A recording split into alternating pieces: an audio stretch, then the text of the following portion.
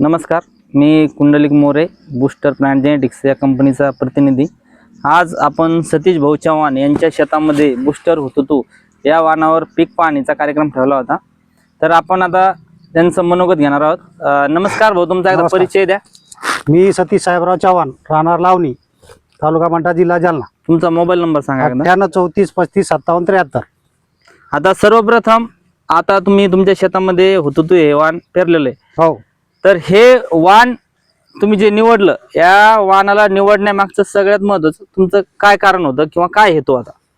कारण म्हणजे जसे की yellow mosaic, aerial blight, charcoal rot अशा रोगाला हे बळी पडत नाही, पहिली गोष्ट।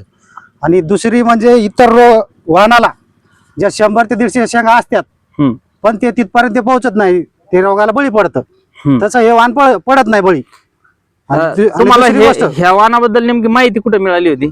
या वाहनाची माहिती मला white gold trust Shri Gajanan Jadhav sir यांच्या मोबाईलवर मी बघत असतो। मी स्वतःच्या दर सोमवारी जे लाईव्ह येतं त्यांचं युट्यूबला, त्यानुसार मी माझी शेती करत असतो। अच्छा, त्या म्हणजे व्हाईट गोल्ड ट्रस्टच्या नियोजनानुसार तुम्ही हे पूर्ण या पिकाचं नियोजन केलेलं आहे, वाण पण त्या हिशोबाने निवडलेलं आहे। तर आता हे वाण निवडलं, तुमच्या शेतामध्ये चांगलं पिकलंय, तुम्ही समाधानी आहात काय वाणावर? हा, समाधानी आहे ना, एकदम म्हणजे वाणावर खुश आहे, काही अडचण नाही आहे तुम्हाला? नाही, अडचण नाही, कारण रोगाचा प्रादुर्भाव खूपच कमी आहे, त्यामुळे काय अडचण नाही। दरवर्षी या शेतामध्ये दुसरं सोयाबीन राहत होतं, दुसऱ्या जातीचं राहत होतं, पण आता कसं आहे त्या वाणावर काही रोगराई वगैरे काही वाटत होत? हा, रोगराई येत होते ना, जसं येलो मोजॅक येत होता, चारकोल रॉट येत होता, तसं या वाणावर यावर्षी तुम्हाला, आता तुम्ही पूर्ण वर्षभर नियोजन केलं याचं, तुम्हाला पूर्ण माहिती, त्याच्यामध्ये कुठे काही वाटलं तुम्हाला कोणताही रोग आलेला? नाही, कुठंच वाटलं नाही असं काही मला। पुढच्या वर्षी कोणतं वाण पेरणार मग?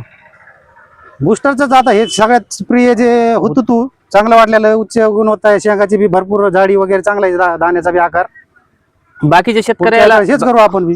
बाकीच्या शेतकऱ्यांना काय सांगसाल तुम्ही? बाकी शेतकऱ्याला हे की जे बी करायचं तुम्हाला, तर जरा अभ्यासपूर्वक करा आणि निवडपूर्वक करा। या वाहनाबद्दल या वाहनाची वैशिष्ट्य एकच आहे की हे केसाळ शेंग असल्यामुळे एक तर पांढरी माशीचा अटकाव नाही, किडीचा आपला कोणत्याच प्रादुर्भाव नाही, आणि विशेष म्हणजे तुमची पाने जरी आळीनं खाल्ली तरी शेंगाला कुठलाही दंश होत नाही, केसाळ असल्यामुळे हिला आळी खात नाही। हो, बरोबर। धन्यवाद तुम्ही दिलेल्या प्रतिक्रियेबद्दल।